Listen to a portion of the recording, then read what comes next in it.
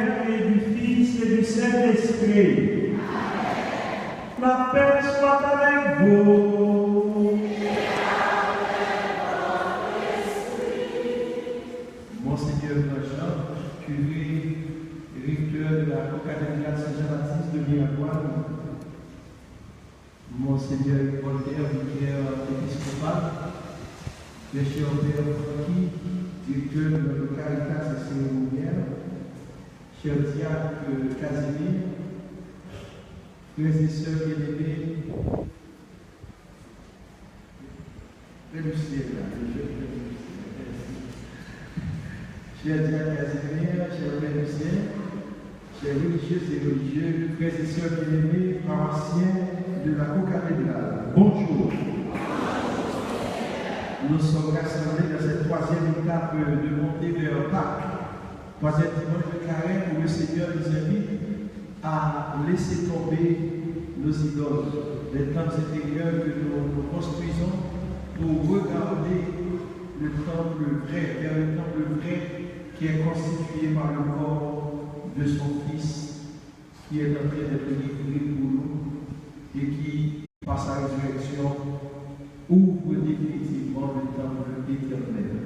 Préparons nos cœurs, préparons notre vie intérieure à rencontrer le Seigneur et à célébrer avec lui la mort et la résurrection de Jésus. Reconnaissons nos fautes, nos erreurs, nos omissions et demandons ensemble pardon au Seigneur chacun avec la chorale.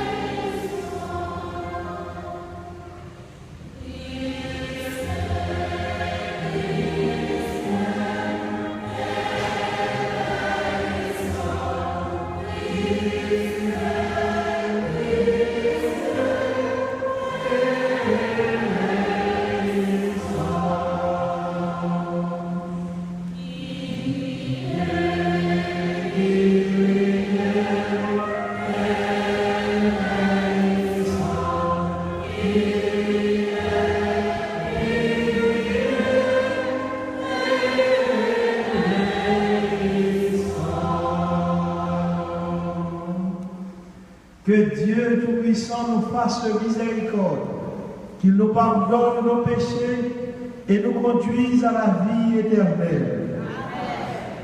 Amen. Prions le Seigneur.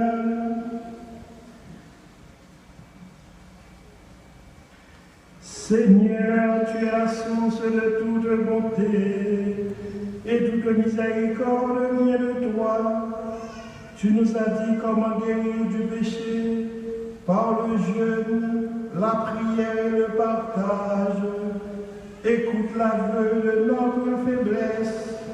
Nous avons conscience de nos fautes.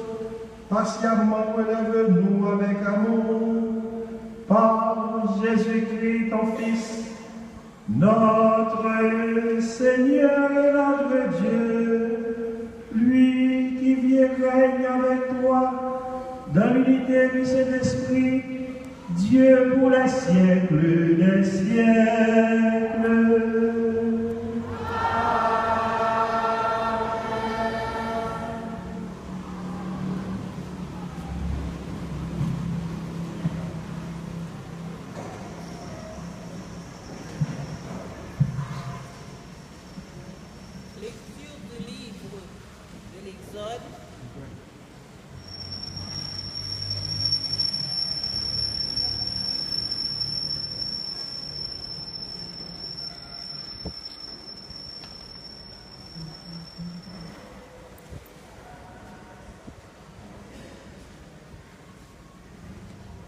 Lecture du livre de l'Exode. Sur le Sinaï, Dieu prononça toutes les paroles que voici. Je suis le Seigneur de ton Dieu, qui t'ai fait sortir du pays d'Égypte, de la maison d'esclavage. Tu n'auras pas d'autre Dieu que moi. Tu n'invoqueras pas le nom du Seigneur ton Dieu pour le mal. Car le Seigneur ne laissera pas impuni celui qui invoque son nom pour le mal. Tu feras du sabbat un mémorial, un jour sacré. Honore ton père et ta mère, afin d'avoir longue vie sur la terre que te donne le Seigneur ton Dieu. Tu ne commettras pas de meurtre. Tu ne commettras pas d'adultère. Tu ne commettras pas de vol. Tu ne porteras pas de faux témoignages contre ton prochain. Tu ne convoiteras pas la maison de ton prochain. Tu ne convoiteras pas la femme de ton prochain, ni son serviteur, ni sa servante, ni son bœuf, ni son âne, rien de ce qui lui appartient. Parole du Seigneur.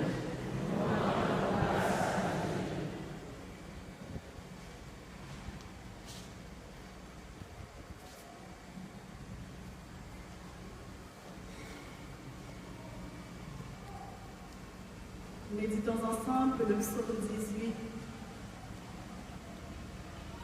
Dieu, tu as les paroles de la vie éternelle. Dieu, tu as les paroles de la vie éternelle.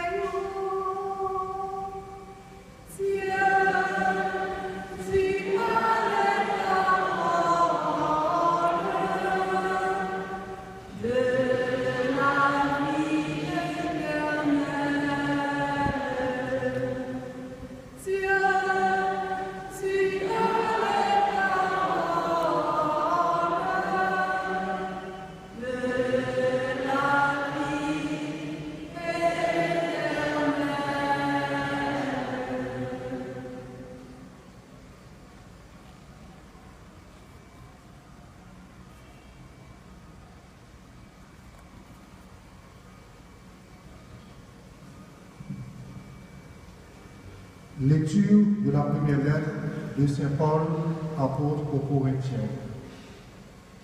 Frères, alors que les Juifs réclament les signes du Messie et que le monde grec recherche une sagesse, nous proclamons un Messie crucifié, scandale pour les Juifs, folie pour les peuples païens, mais pour ceux que Dieu appelle, qu'ils soient juifs ou grecs, ce Messie est puissance de Dieu et sagesse de Dieu. Car la folie de Dieu est plus sage que l'homme, et la faiblesse de Dieu est plus forte que l'homme. Parole du Seigneur.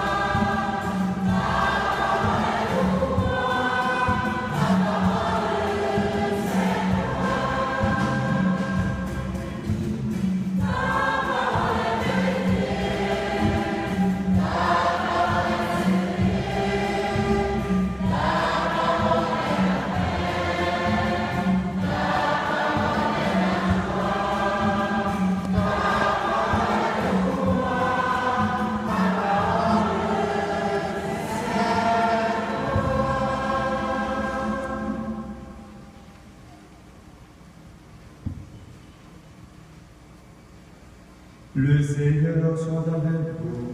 Et avec votre esprit. Évangile de Jésus-Christ selon Saint Jean.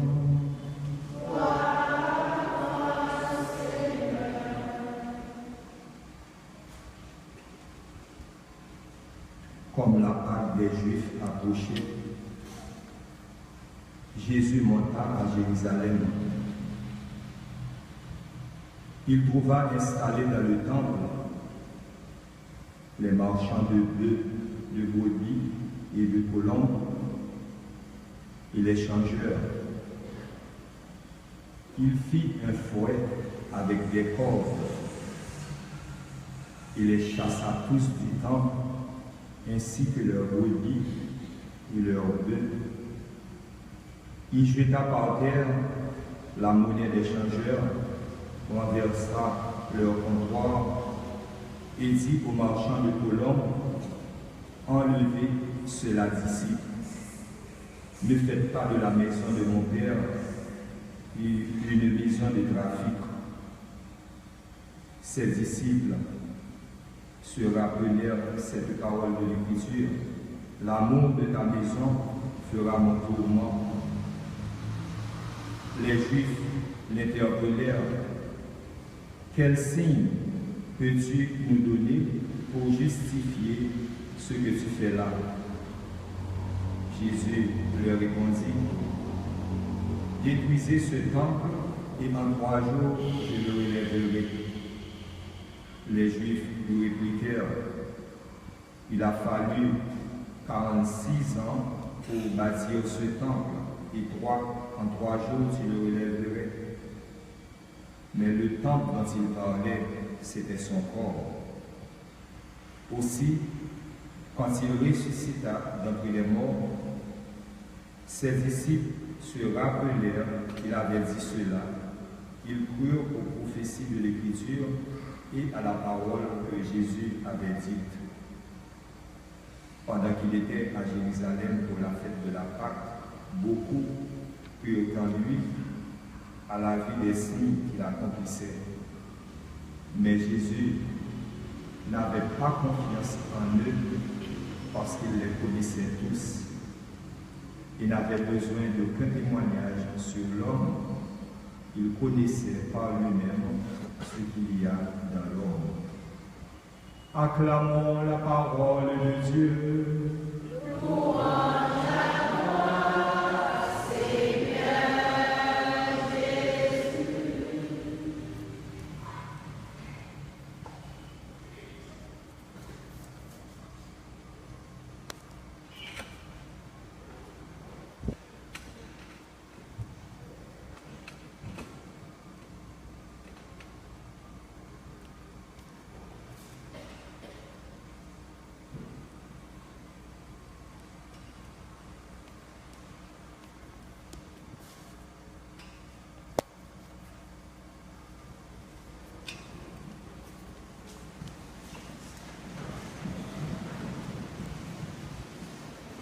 Très cher Monseigneur Grandjean, curé-recteur de la Concathédrale, chers confrères dans le sacerdoce, très chers diacres, chers religieux, religieuses, peuple de Dieu de Miragouane, frères et sœurs bien-aimés de la Concathédrale.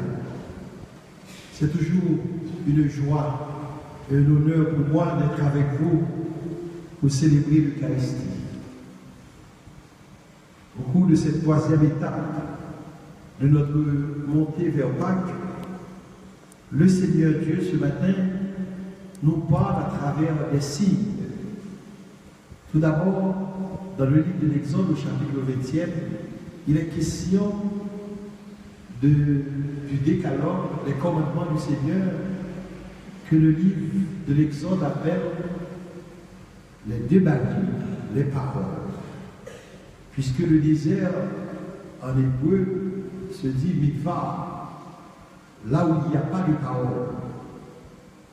La parole de Dieu, d'avant, de Marie, signifie qu'il y a quelque chose qui est adressé à l'être humain pour que l'être humain advienne à lui-même, prenne naissance et devienne un être qui répond à sa vocation.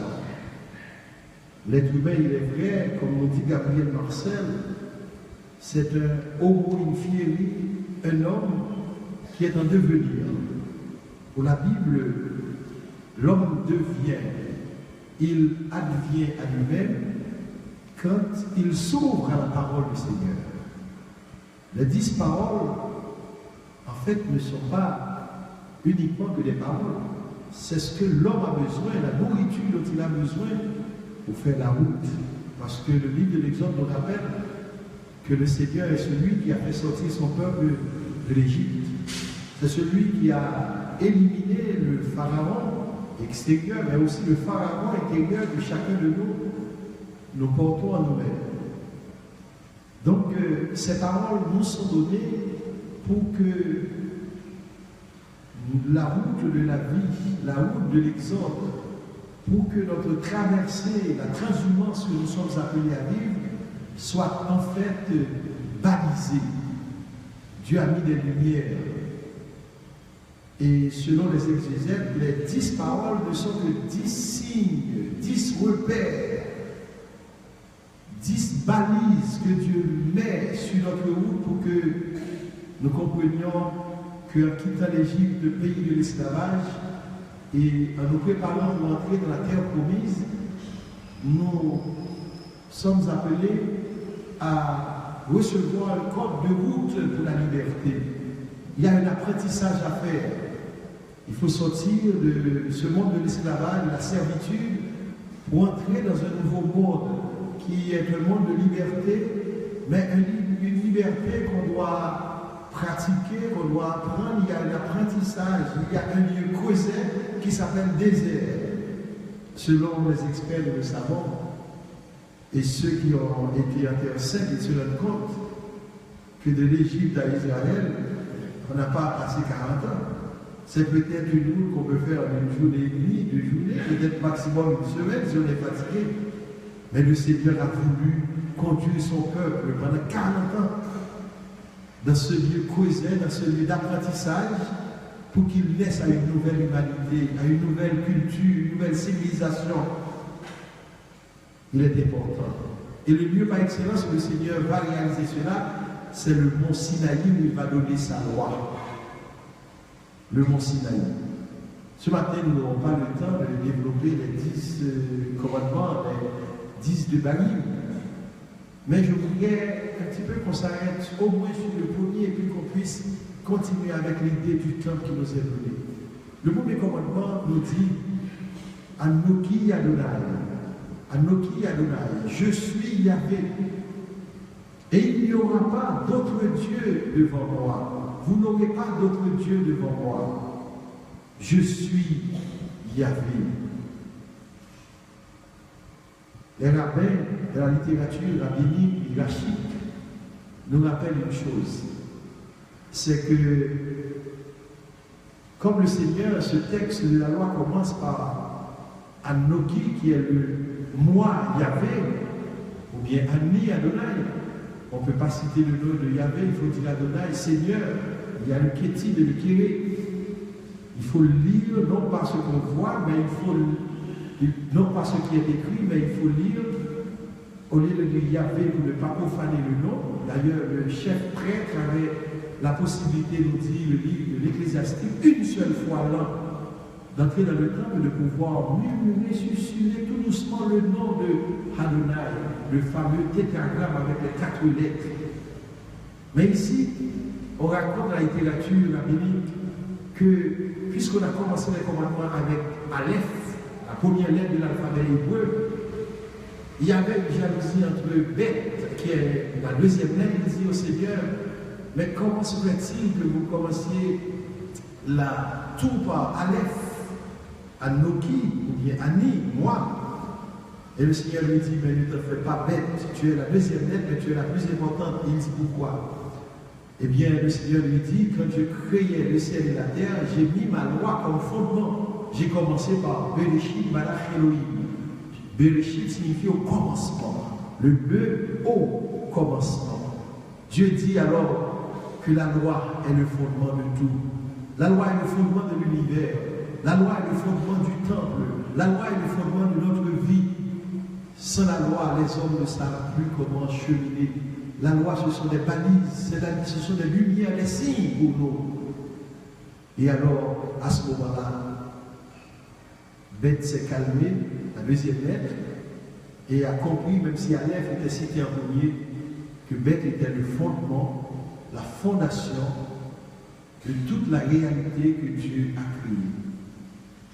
Mais le même commandement, le premier, qui n'est même pas un commandement, qui est une affirmation de ce que Dieu est en lui-même, je suis avec ton Dieu, tu n'auras pas d'autre Dieu devant moi.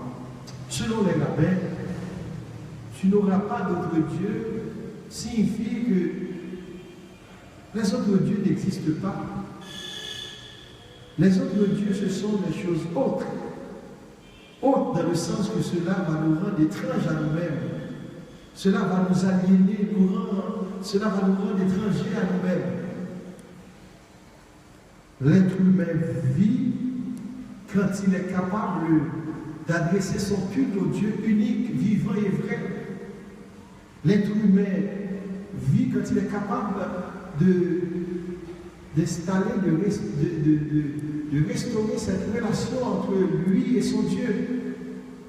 Les autres dieux, et le mot autre en hébreu signifie aussi vain, vanité, ce qui est creux, ce qui est vide. Les autres dieux nous rendent autres que nous-mêmes, autres de nous-mêmes, nous ne sommes pas nous-mêmes. En fait, c'est un peu l'image des idoles.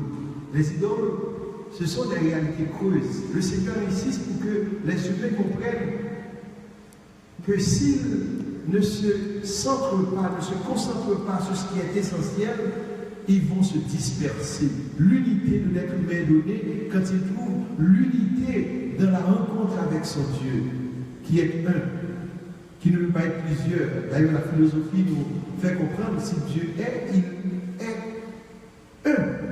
Les autres dieux ne sont que des projections de l'être humain.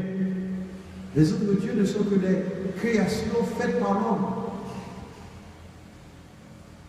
C'est là toute la dynamique du temple, qui est un lieu où l'on adore Dieu, mais en même temps qui est fait de médor. Frères et sœurs bien-aimés, alors ce matin, nous regardons la loi du Seigneur, comme nous dit le psaume chanté tout à l'heure, comme il est dit, cette loi est plus pure que l'or, cette loi clarifie le regard, cette loi nous donne de vivre selon ce que le Seigneur a préparé pour nous. Rester loin de la Torah du Seigneur, c'est donc faire preuve qu'on s'accroche à ce qui est un peu vanité de notre vie. Et donc, nous venons de terminer notre retraite à Santo Domingo avec tous les prêtres du diocèse. Nous avons eu un moment important pour nous.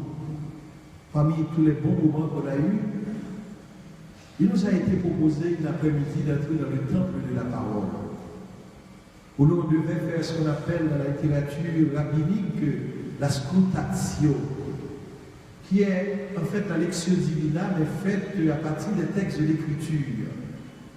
Il fallait voir que tous les prêtres, pendant une heure et demie, avec la Bible de Jérusalem ouverte, chaque prêtre assis sur un fauteuil, on dirait le grand prêtre qui scrutait les Écritures, et tous ensemble, on partageait un peu le texte de la transfiguration de notre Seigneur.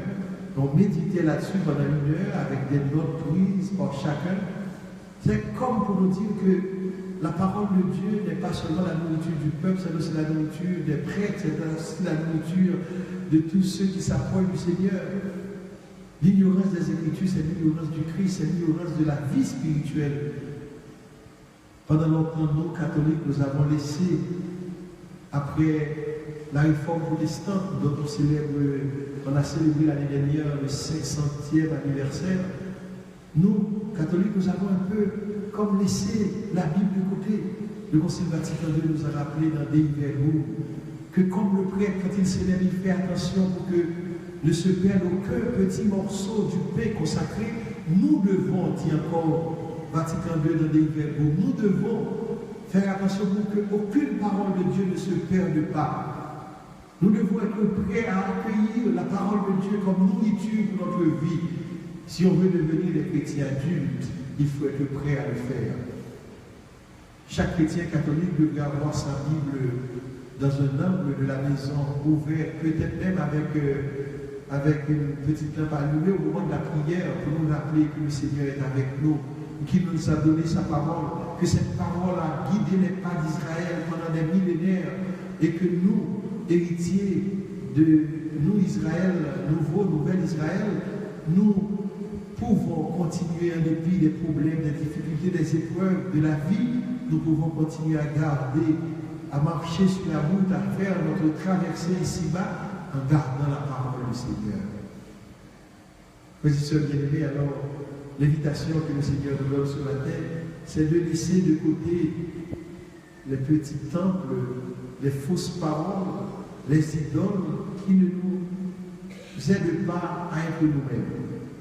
Il y a des paroles qui nous détruisent, il y a des paroles qui nous rabaissent, il y a des paroles qui nous écrasent. mais aussi parfois en érigeant des petits temples intérieurs qui ne sont pas érigés en l'honneur de Dieu, nous détruisons. C'est le propre de l'idole, de nous porter à avoir quelque chose à la place de Dieu. Et quelle que soit la chose qui remplace Dieu, eh bien cela ne nous rend pas nous-mêmes. L'apôtre Pierre, dans sa deuxième lettre, nous dit, nous sommes esclaves de tout ce qui domine sur nous.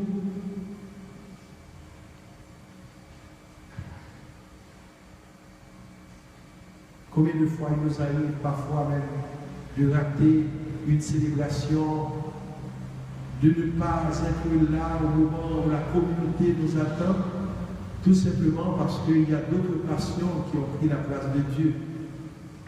Aujourd'hui, il est question de cela. L'idole, ce n'est pas la statue externe que nous voyons. L'idole, c'est ce qui devient substitut, qui remplace Dieu. Ça peut être le commerce, ça peut être la télévision, ça peut être le plaisir, ça peut être les affaires, le business, ça peut être tout simplement et des relations qui ne me permettent plus d'avoir le temps pour le Seigneur. L'idole, comme Jésus l'a dénoncé dans le temple, c'était aussi le trafic qui se pratiquait autour du temple ou dans le temple même. Aujourd'hui, il faut l'esprit de discernement pour découvrir là où se trouve la vraie idole qui occupe la première place dans ma vie. Tout ce qui prend la place de Dieu devient pour moi une idole. Donc, frères et sœurs, nous comprenons pourquoi le langage des signes nous parle. On dit à Jésus, quel est le signe que tu as donné pour montrer que tu es capable de faire cela? Le mot signe ici est traduit par séméion. Séméion qui nous dit quelque chose qui rend la réalité signifiante. Quel signe as-tu donné? Peux-tu donner? Et Jésus leur donne encore un peu le signe, un peu de Jonas, mais le signe de sa résurrection. Détruisez ce temple et moi je vais le reconstruire en 3 jours. Le langage des signes qu'utilise le Seigneur avec nous, signe d'amour, signe d'espérance, signe de foi, signe d'une vraie relation, c'est un langage qui touche notre cœur. Et la destruction du temple devient comme un signe, non signe qui rappelle le vrai signe par excellence qui est la résurrection de Jésus. Le signe n'a pas sa signification en lui-même. Le signe est donné pour que l'on puisse se réveiller à une autre réalité, pour qu'on soit éveillé à cette autre réalité. Et parmi tous les séméas, le séméon le plus fort, c'est la résurrection de Jésus. Et c'est à cela que nous nous préparons pendant 40 jours, pour vivre la Pâque avec lui, pour faire la traversée.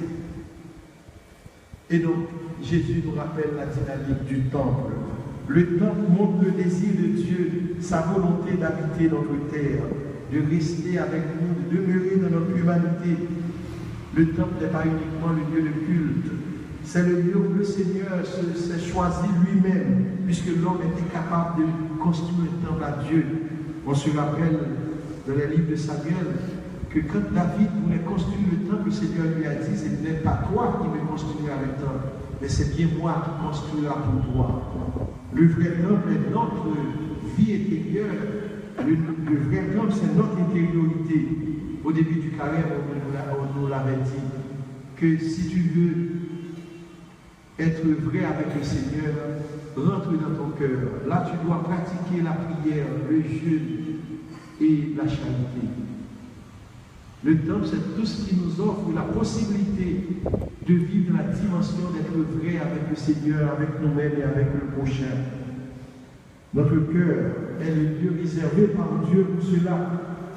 Dieu demande un culte transparent, un culte sans compromission, un culte intérieur. C'est pourquoi il a voulu purifier le temple extérieur, qui était devenu un lieu de commerce, un lieu mercantile. Un culte qui n'est donné ni sur cette montagne, ni à Jérusalem. Un culte qui est réservé désormais à l'esprit, en vérité, à Dieu seul.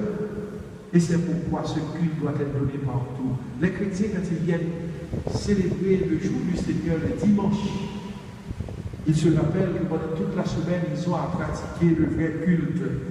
Le même culte qu'ils pratiquent ici à l'église, ils doivent pouvoir continuer à le pratiquer à la maison, au travail, à l'école, au marché, dans les relations avec les autres, dans la famille, dans les institutions publiques.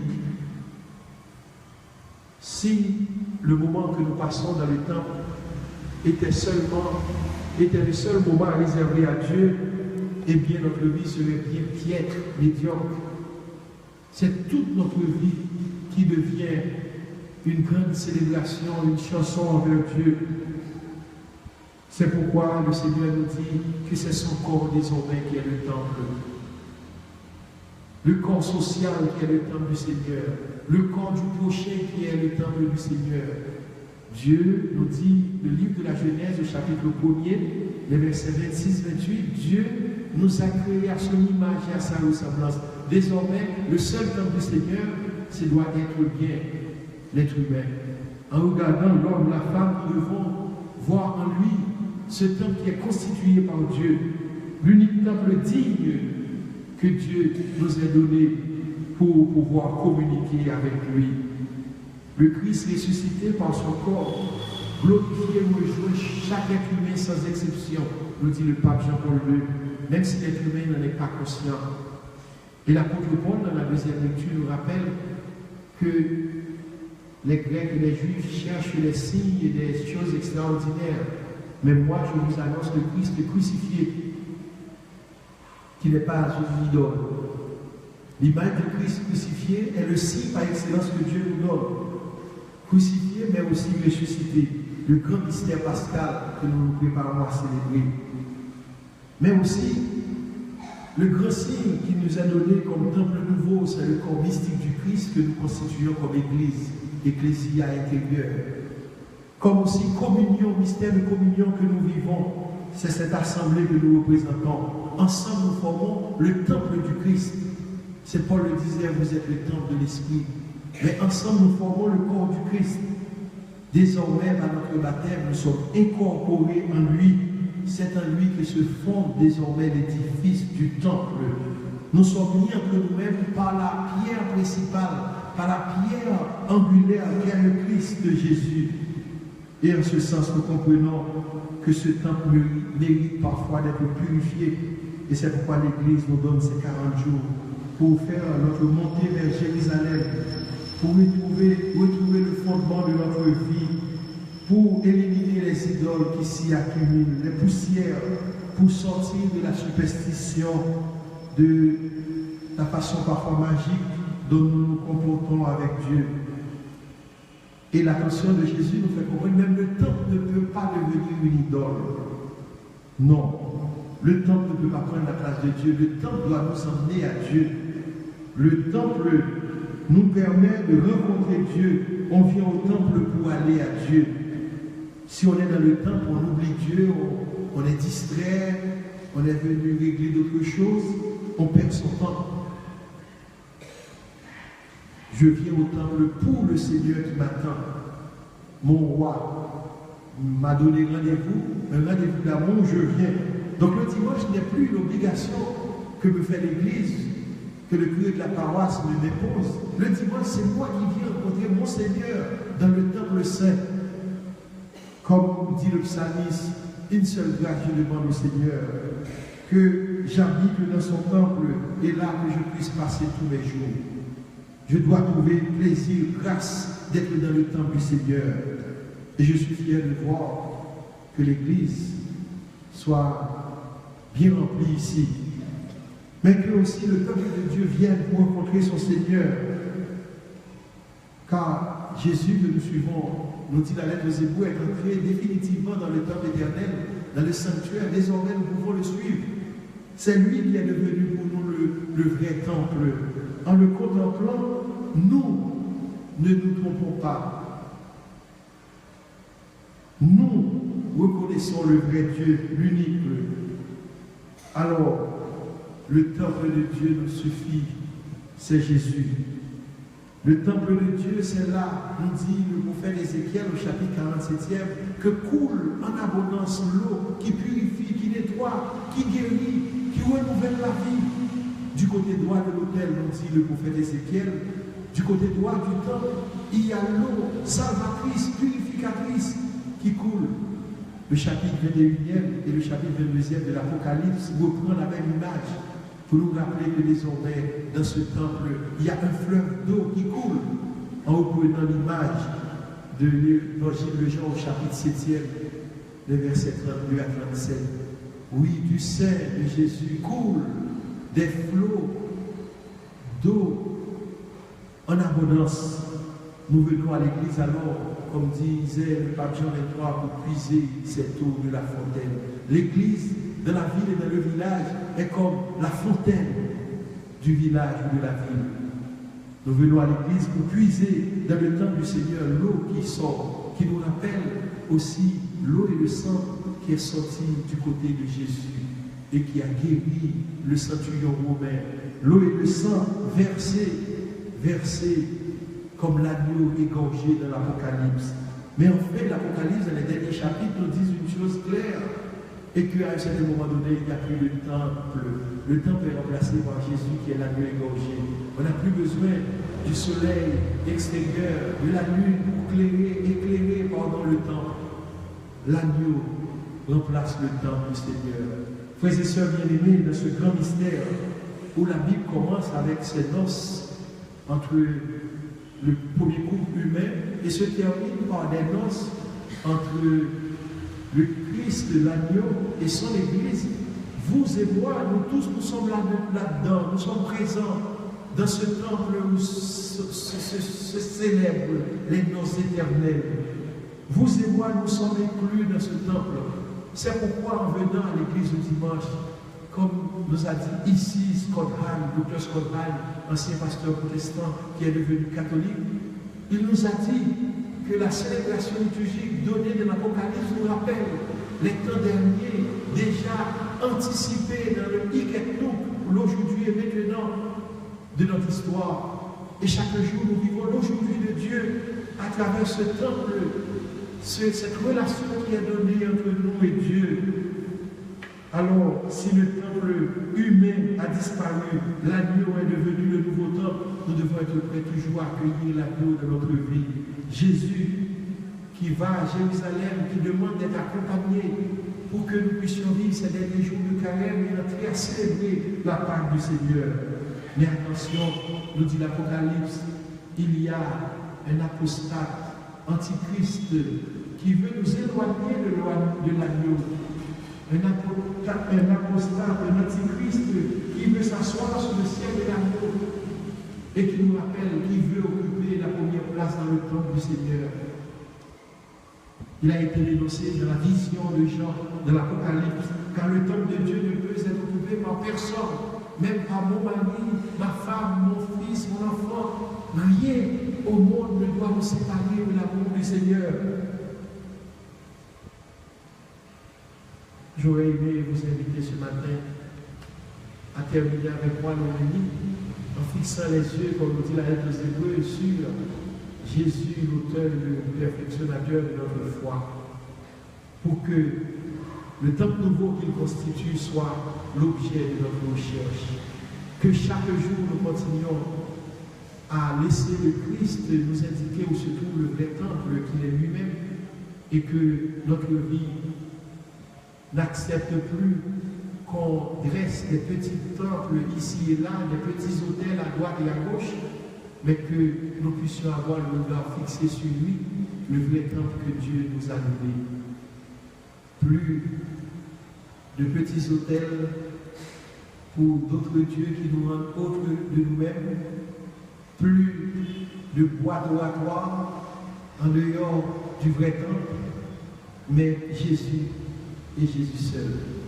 Qu'il en soit ainsi, c'est pour votre Dieu, bénis-nous et fais-nous chaque connaître notre là comme un temps pour nous, dans nos papas, petits là, à Christ mystère.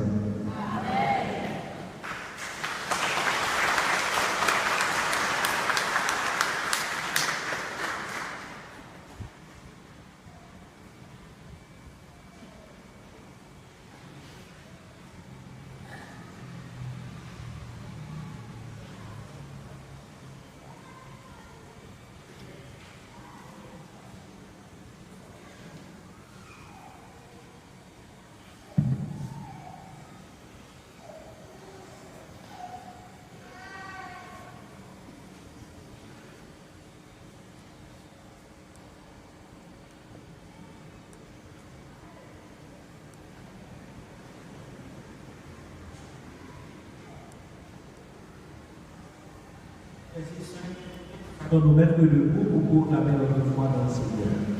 Je crois en Dieu, le Père Tout-Puissant, Créateur du ciel et de la terre, et en Jésus-Christ, son Fils unique, notre Seigneur, qui a été conçu du Saint-Esprit, est né de la Vierge Marie, a souffert sous Ponce Pilate, a été crucifié, est mort et a été enseveli, est descendu aux enfers, le troisième jour, il est ressuscité des morts, est monté aux cieux, est assis à la droite de Dieu le Père Tout-Puissant, d'où il viendra juger les vivants et les morts. Je crois au Saint-Esprit, à la Sainte Église catholique, à la communion des saints, à la rémission des péchés, à la résurrection de la chair et à la vie éternelle. Amen. Frères et sœurs bien-aimés, rassemblés ici dans le temple du Seigneur, à l'approche des solennités pascales, nous prions le Seigneur de façon plus pressante afin que l'univers entier, temple du Seigneur, bénéficie davantage des richesses du mystère du salut. Prions avec la chorale et chantons.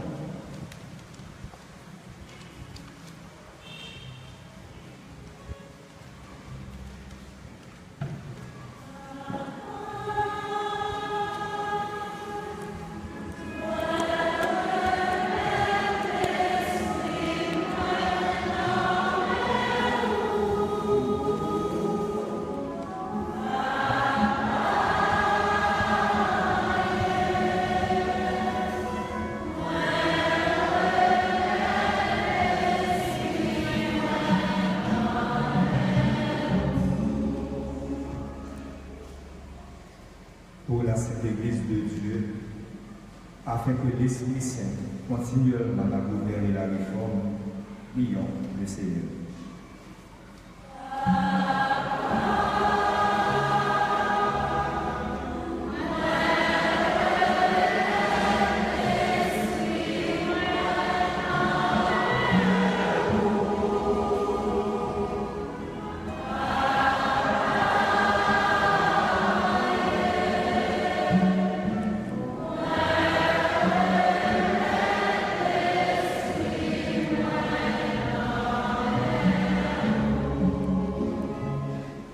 Pour ceux qui ont la charge de gouverner la République, afin que Dieu les assiste de son Esprit Saint, prions le Seigneur.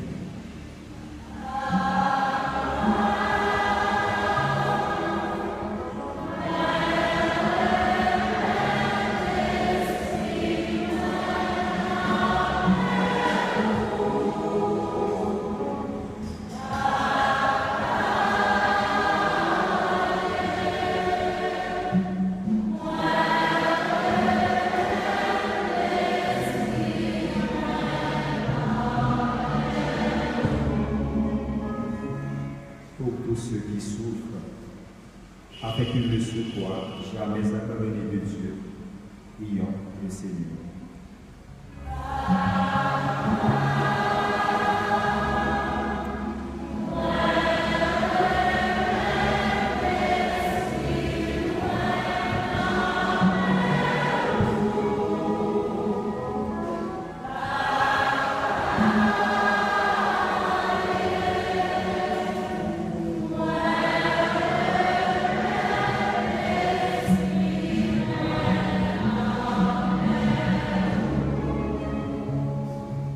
Pour nous tous qui sommes son peuple, afin que Dieu augmente notre foi et purifie nos cœurs, prions.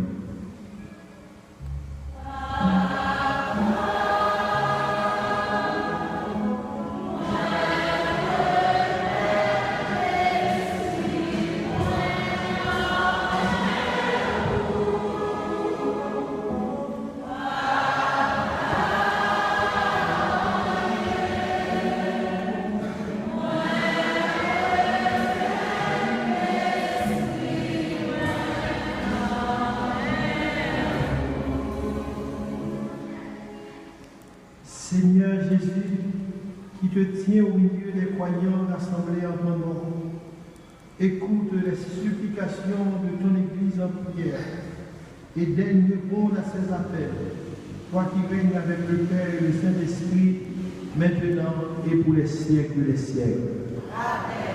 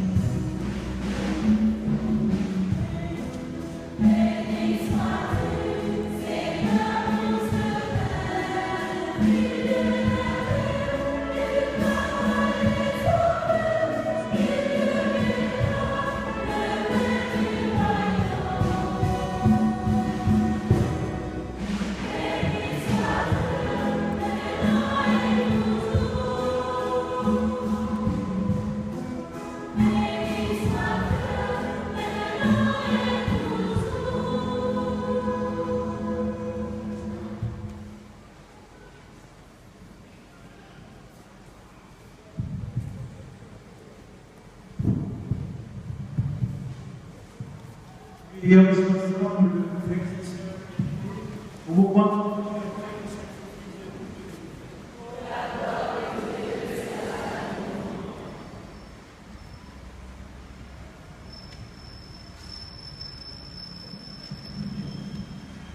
Prions le Seigneur, que cette Eucharistie nous obtienne, Seigneur, à nous qui implorons ton pardon, la grâce de savoir pardonner à nos frères, par Jésus-Christ, notre Seigneur.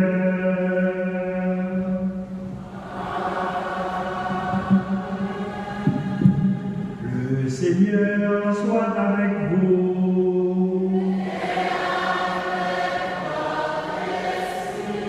Élevons notre cœur.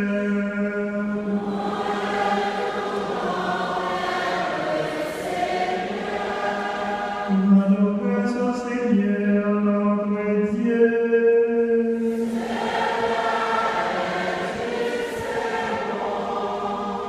Vraiment, il est juste et bon de te rendre gloire, de t'offrir notre action de grâce, toujours et en tout lieu.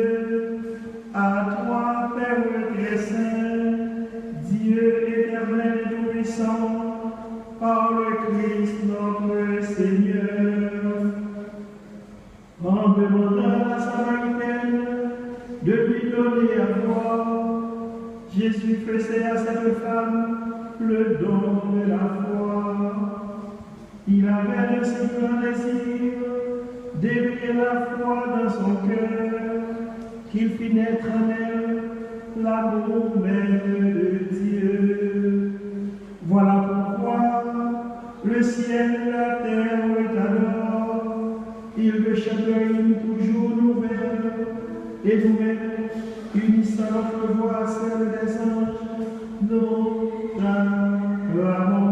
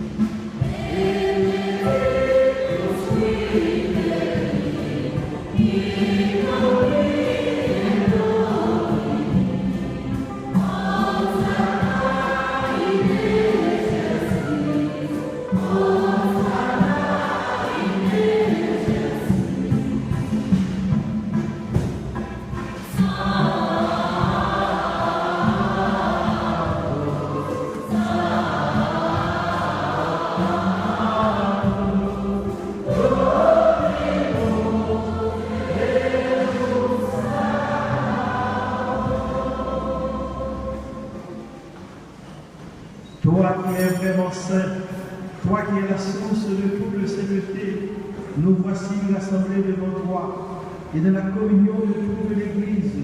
En ce premier jour de la semaine, nous célébrons le jour où le Christ est ressuscité d'entre les morts. Par lui que tu as élevé à ta droite, Dieu notre Père, nous te prions. Sanctifie cette offrande en répandant sur elle ton esprit, qu'elle devienne pour nous le corps et le sang de Jésus, le Christ, notre Seigneur. Au moment d'être livré et d'entrer librement dans sa passion, il prit le pain, il rendit grâce, il le rompit et le donna à ses disciples en disant, « Prenez et mangez-en tous. Ceci est mon corps livré pour vous. »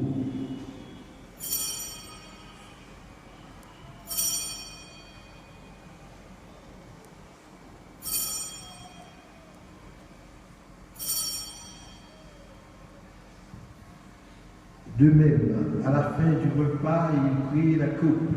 De nouveau, il rendit grâce et la donna à ses disciples en disant, « Prenez et buvez-en tous, car ceci est la coupe de mon sang, le sang de l'alliance nouvelle et éternelle qui sera versé pour vous et pour la multitude en rémission des péchés. Vous ferez cela en mémoire de moi. »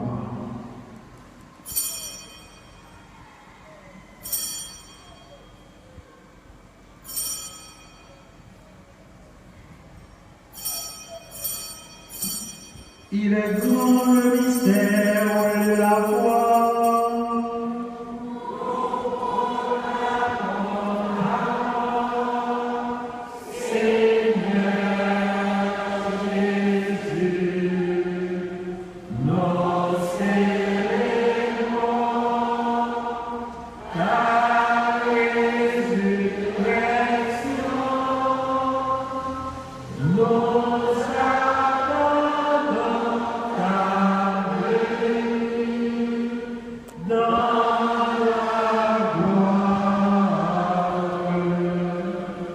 Faisons ici mémoire de la mort et de la résurrection de ton Fils.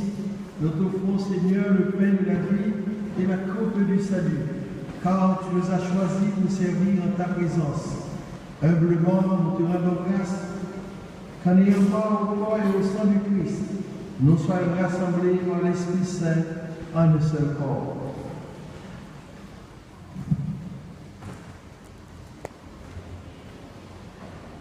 Souviens-toi, Seigneur, de ton Église, répandue à travers le monde.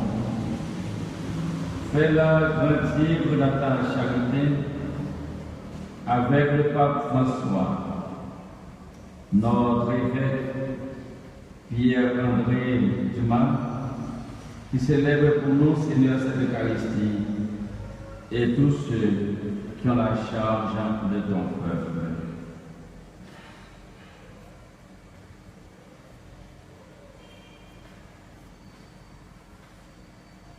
Souviens-toi aussi de nos frères et sœurs qui se sont endormis dans l'espérance de la résurrection et de toutes les personnes qui ont quitté cette vie. Reçois-les dans ta lumière auprès de toi.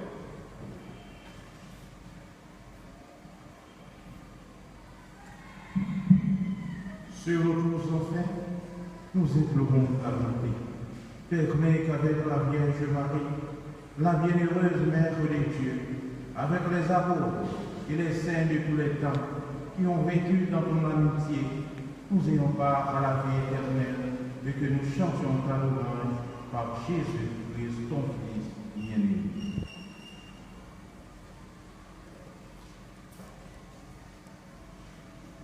Par lui, avec lui et en lui, à toi, Dieu le Père Tout-Puissant, dans l'unité du Saint-Esprit, tout honneur et toute gloire, pour les siècles des siècles.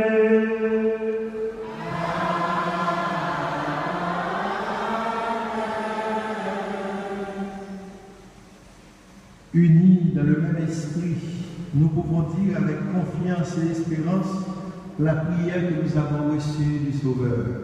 Notre Père, qui es aux cieux,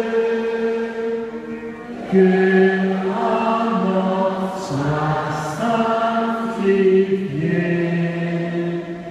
que ton règne vienne,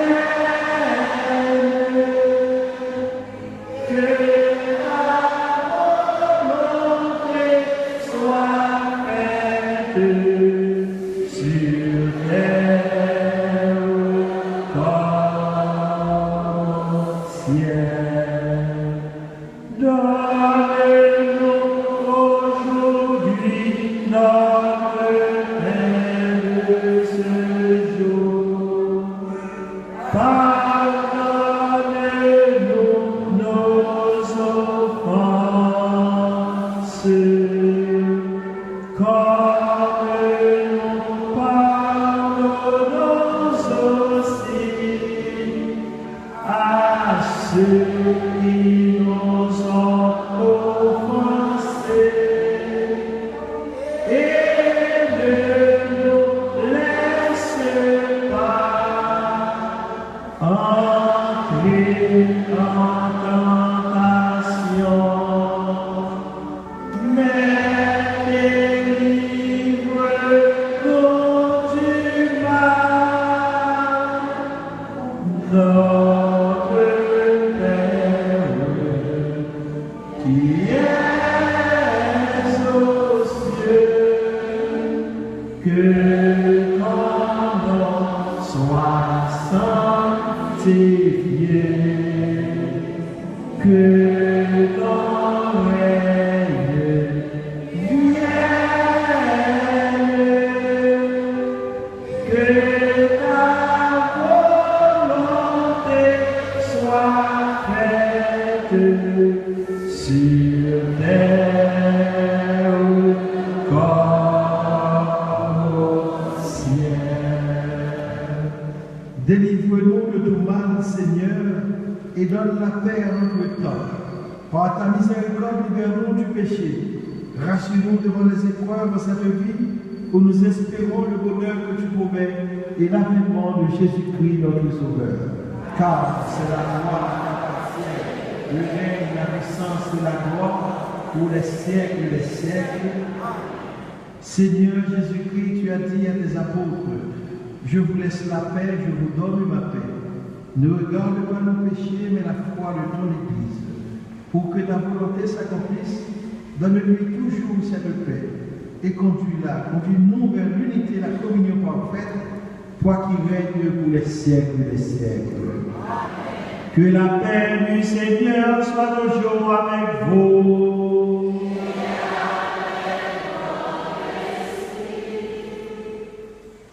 Frères et sœurs, dans la charité du Christ, que nous voulons.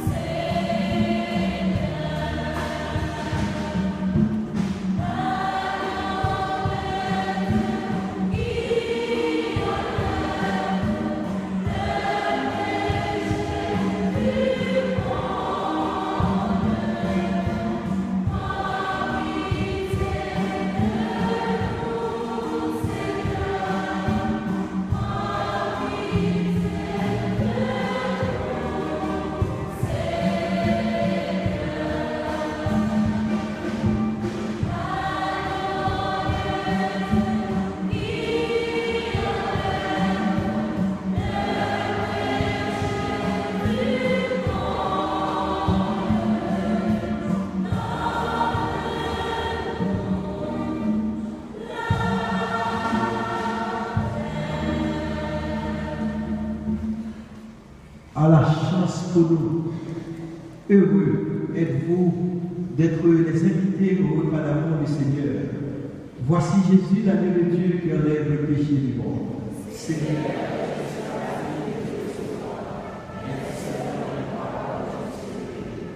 le corps et le sang de Jésus nous donnent la vie éternelle.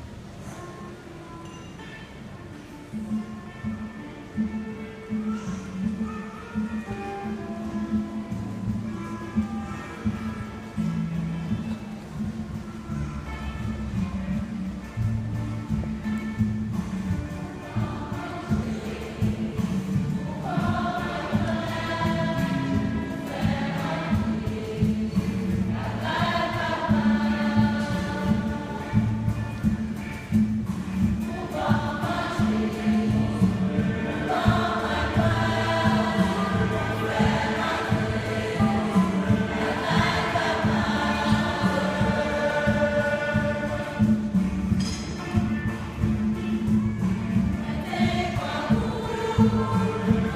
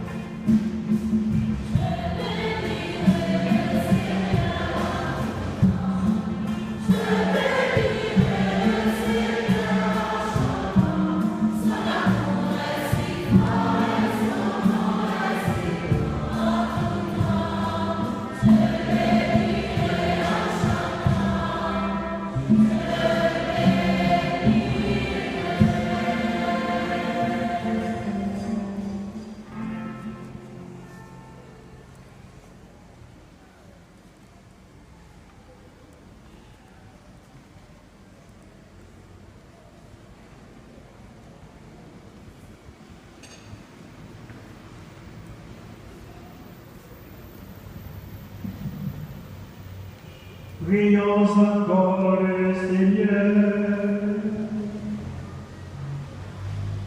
Nous avons reçu de toi, Seigneur, un avant-goût du ciel en mangeant des ici-bas le pain du royaume. Et nous te supplions encore, fais-nous manifester par toute notre vie ce que le sacrement vient d'accomplir en nous. Par Jésus-Christ, ton Fils, notre Seigneur, notre Dieu, lui qui vit et règne avec toi dans l'unité du Saint-Esprit, Dieu pour les siècles des siècles.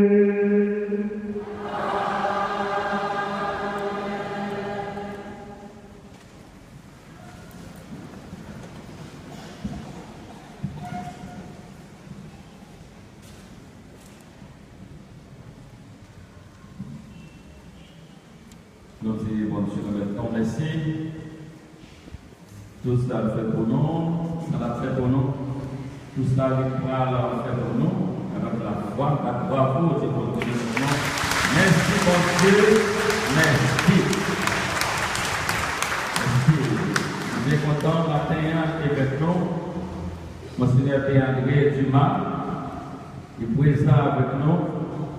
Donne-nous un message et de nous mieux comprendre. Je dois continuer à vivre un carême. Pour tout ça, Monseigneur lui-même, lié pour nous, ça Monseigneur a fait pour nous. Monseigneur Dumas, merci en pile pour tout sacrifice pour gens que vous remettez, je remets Père. Et pendant ce semaine-là, nous devons faire avec vous dans la retraite là. Nous toutes payons découvrir vraiment un papa qui remet un petit lit, qui est soucieux des petits lits. Nous tous, nous sommes très contents, nous disons merci à pile et Père pour Dieu, la parole pour la cathédrale Saint-Baptiste, Miragois. Beaucoup bravo pour l'effectivement, encore bravo pour vous. Merci à pile. Merci Père Lucien, Père Joaquin, Père Voltaire, qui ont célébré la messe là aujourd'hui. Merci à Tiac Gérard, Casimir, Meyo, Freyo, Afan et ministre à Christine, comité d'étudier à cœur. Merci à tous les amis suisses qui sont là, qui ont signé à poser de nous. Nous disons merci pour vos actions. Par le coup, bravo pour tout le monde. Merci très spécial à Grand Choral qui a donné merci là pour nous matin. Le musicien qui est là avec nous. Il va nous une très belle animation. Nous vraiment vivre l'étudiant. Tout le monde qui fait lecture, chanter saut. Et tout le monde qui est animé pour nous. Bravo pour eux. Merci à Pile. Merci à tout le monde qui va être tout eux-mêmes dans la paroisse là. Dans l'activité quelconque, nous vraiment dynamique dans la paroisse là. Compliment. Nous avons bien vivre la foi nous. Et nous continuer comme ça. Qui est fait, petit moyen, pas décourager. Qui est fait. Mardi, si Dieu veut, CPP, Conseil pastoral paroissial, a réuni à 5 ans à presbytère. J'ai fort pour nous tous nous là. Mon qui veut lever communion avec Jacques Gérard, chaque matin après la messe. Jeune avec le monde, il est baptisé, il y a pile monde qui consulte non, puis dans qui était protestant, qui était devenu catholique. Il a pu suivre, on s'est baptisé samedi, le béni. Et tout le monde qui est senti appelle la bonne Dieu à parler avec nous, pas décourager, n'a fini, n'a pu baptiser le monde jeune, samedi, le béni. Donc, encouragez-nous tous qui n'ont pas avec le Coran, qui sont capables de communier, faire effort. Pour le dimanche pas, Tout le monde a communié dimanche pas, faites effort. Dégagez-nous, tout dans sa marée, nous, pour capable casser ou bien casser, pour capable communier. Et nous avons un programme, messieurs, nous avons trouvé dans le feuillet. Nous avons chemin croix, 5h30. Nous tous faisons effort, comme d'habitude, pour nous capables la prière. Nous essayons de l'autre bien vivre carrément. Clergé, ouais, nous faire plus d'efforts, persévérer. Pas oublier formation chaque samedi matin. Nous avons l'autre, nous venons, c'est très bien. Et dimanche prochain, je dis à 3 cas monter là, mais dimanche prochain, il faut que tout le monde là. Parce que 6h15, tout le monde dans l'église là, fait effort. Pour que 6h30, nous commencions ensemble. Nous allons arriver dimanche prochain pour qu'il y ait des gens qui sont en retard. Et dimanche, si Dieu veut, c'est 4e dimanche déclaré en rose. Tout le monde habillé en rose. Tout le monde habillé en rose dimanche si Dieu veut. D'accord? Tout le monde. Nous en mauve qu'on y a là. Très bien, mais dimanche si Dieu veut. Tout le monde en. Maintenant, tout le monde en rose. Très bien. Pour capable de fêter ensemble. Et si mon choral les enfants de répartition, c'est samedi 4h. Nous allons faire un compte avec nous à cause de ta carême, à cause de la croix. Les amis, nous tous, nous ne sommes pas capables de continuer le programme avec Radio Flamme. Donc, nous avons un petit problème économique, nous espérons, si ça va résoudre, on va reprendre. Mais en attendant, tout le monde, nous gagnons, mais nous, sur Facebook par cela. Facebook par cela, après n'importe quelle heure, nous voulons revivre l'esprit. Et il y a une formation qui fait tout, Diac Gérard fait formation, Payo, il y a un jeune à préparer dans la cela, qui va faire formation pour nous. Et dans Facebook par cela, nous allons revivre toute la bataille. Comme on dit déjà, nous songer pour problème que nous gagnons, instrument qui sauté, nous faisons effort.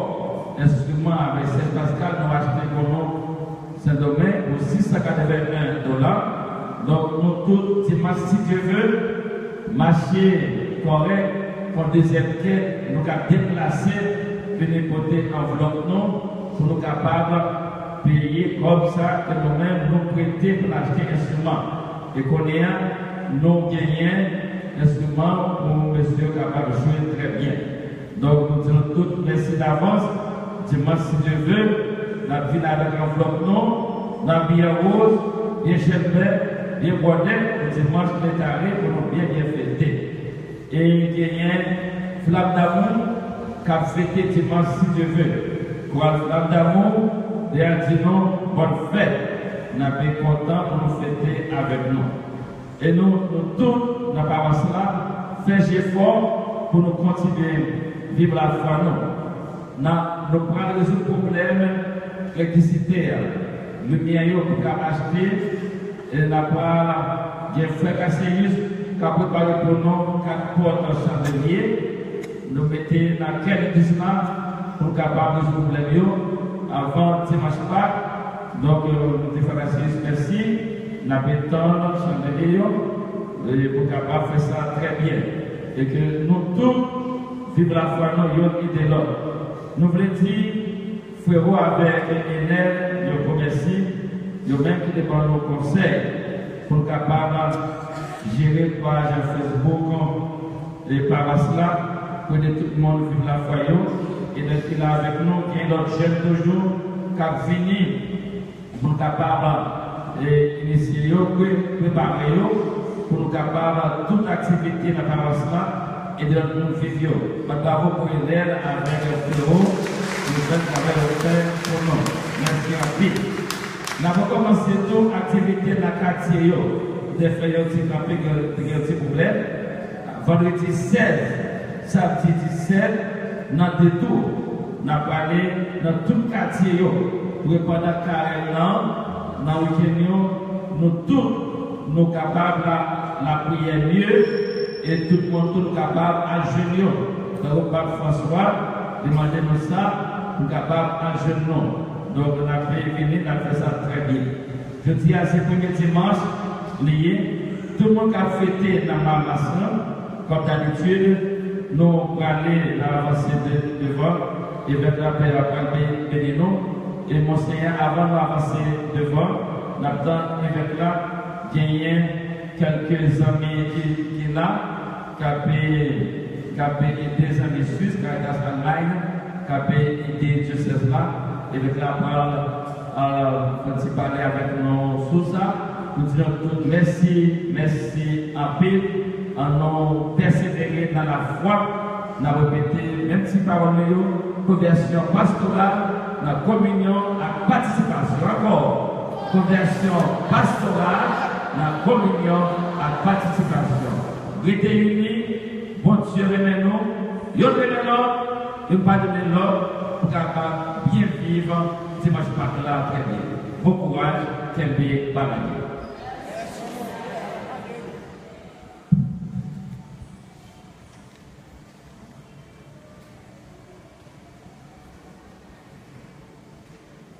Frères et sœurs bien-aimés, nous sommes presque parvenus au terme de cette belle et émouvante célébration.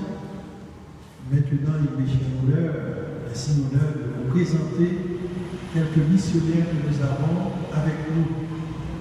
Depuis, après le tremblement de terre, nous avons commencé une coopération missionnaire solidaire avec le diocèse de Lugano, en Suisse, dans le Tessin. Et Monseigneur Valerio, l'évêque du diocèse, il était toujours très content, il l'est encore. Il a plu à notre ami Valerio d'envoyer en mission chez nous, notamment au niveau de l'éducation et dans d'autres activités, et que Père Voltaire, Yves Voltaire lui-même est coordonnateur de tout cela. Il me plaît donc de vous présenter ces quelques missionnaires qui sont avec nous. Et en plus, il y a des projets communs entre eux et la Caritas Allemagne qui, depuis le tremblement de terre, n'a cessé de nous aider, de nous soutenir, que ce soit au niveau de la Caritas, que ce soit également à travers des projets diocésains.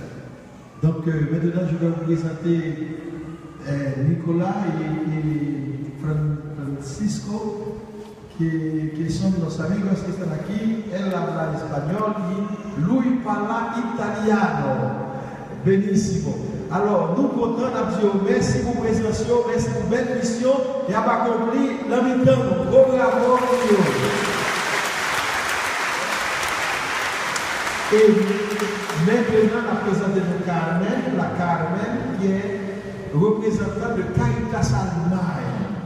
Depuis 2010, Caritas Allemagne, c'est une Caritas qui est nous en pile dans le diocèse. Nous avons un centre abri provisoire que nous faisons là, pour Miragouane, qui a des problèmes, pas trop de terre seulement, mais catastrophe naturelle en général, que ce soit cyclone, l'autre, etc. Nous avons local Caritas, NIP, et nous avons toute notre activité que Caritas NIP, à travers Père Francky et tout le monde a réalisé. Tout cela, c'est surtout grâce à la présence Caritas Allemagne et qui actuellement a développé un gros projet, l'embarcadère de près de 1 400 000 €. Nous comptons, au niveau spirituel, nous comptons au niveau matériel, nous faisons des terres frappées dans l'embarcadère.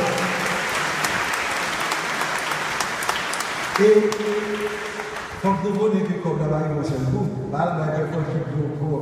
panique, et comme là, au fur et à mesure, il y a débloqué, comme là-bas, non, ni personne, ni conseiller du bas. Et comme là-bas, comme panneau, c'est comme pour réaliser des projets dans Paradère, notamment Font-Tortue avec Rivière Salée. Frère, ça a été très frappé dans 2 cyclones qui étaient passés, notamment Mathieu. Il faut qu'on soutenir l'église n'est pas seulement dans la prière, il faut qu'on soutenir l'autre, les qui vont faire ce problème. J'aime bien la communauté chrétienne, la communauté primitive de Paul écrit pour demander pour soutenir chrétiens qui sont en Corée, les chrétiens qui sont en Macédoine, qui sont en Philippines. Donc nous-mêmes tous, chrétiens par ici, c'est même à la fait, Caritas Almaïe, côté de secours, nous-mêmes, nous allons jouer nos frères qui sont dans Baradère, qui sont dans Font-Tortue, qui sont dans Rivière Salée, et l'autre côté encore pour côté secours. Nous disons Dieu merci et nous disons accueil là, vous connaissez déjà, bienvenue dans Dieu là. Et peuple mon Dieu, n'a pas prié pour que la mission réussisse bien. Nous avons campé ensemble à tout le monde qui a fait pour nous, capable d'applaudir avec la bénédiction. Bénédiction.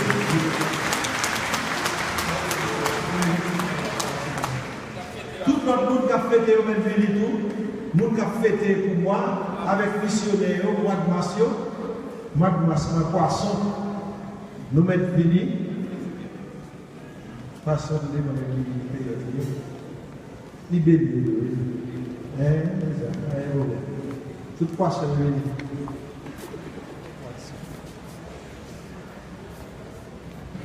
Nous avons béni missionnaire, nous avons béni tout le monde qui a prêté pour mon Dieu avec eux et pour tout le bon bagage à faire réussir dans notre Dieu. Nous avons tant de mains sur eux, toute communauté a tant de mains. C'est pour mon Dieu. Béni,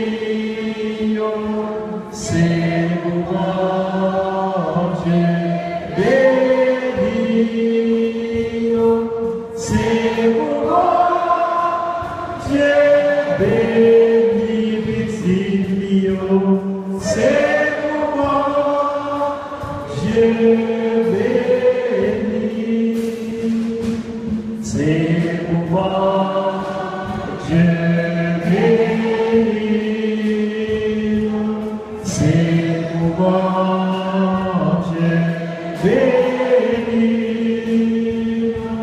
c'est pour mon Dieu, béni, c'est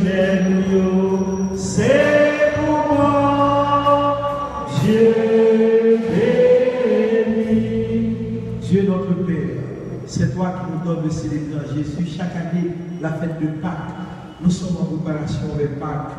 Que cette montée nous apporte beaucoup de paix et de joie. Nous te prions de bénir tous tes fils et tes filles qui célèbrent aujourd'hui et pendant tout le mois de mars leur anniversaire. Nous te prions pour nos missionnaires qui se sentent chez eux, qu'ils vivent cette mission avec tout leur cœur, qu'ils se donnent complètement à toi et que tu puisses porter à son plein accomplissement ce que tu as commencé en eux. Seigneur, dès les bénir, dès les garder dans l'esprit des béatitudes, au nom du Père et du Fils et du Saint-Esprit. Amen. Bravo pour mon Dieu.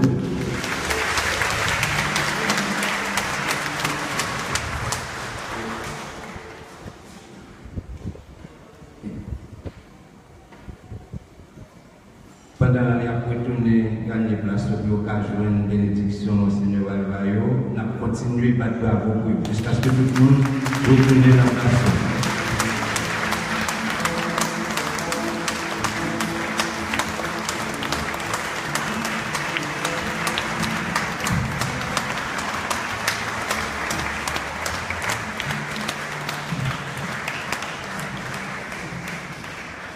Le Seigneur soit avec vous. Notre secours est dans le nom du Seigneur. Que le nom du Seigneur soit béni. Que Dieu Tout-Puissant vous bénisse, le Père, le Fils et le Saint-Esprit.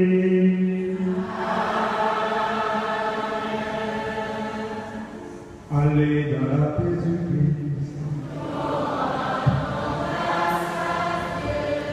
Bon dimanche et bonne montée de Pâques, bon carré.